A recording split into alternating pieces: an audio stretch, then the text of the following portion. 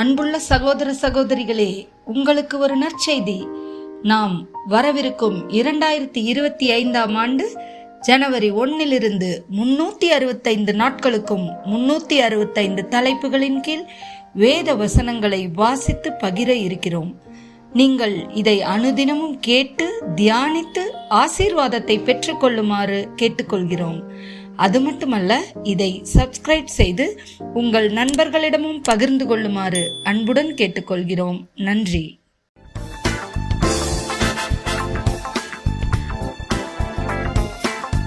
இன்று நாள் 43.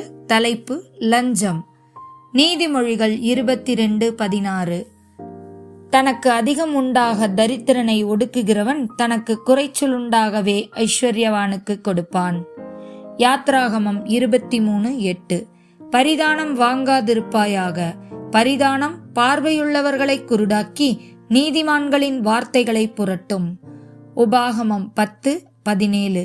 உங்கள் தேவனாகிய கர்த்தர் தேவாதி தேவனும் கர்த்தாதி கர்த்தரும் மகத்துவமும் வல்லமையும் பயங்கரமுமான தேவனுமாயிருக்கிறார்.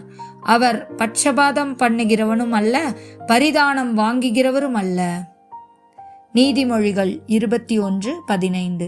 நியாயம் தீர்ப்பது நீதிமானுக்கு சந்தோஷமும் அக்கிரமக்காரருக்கோ அழிவுமாம். ஆமேன்.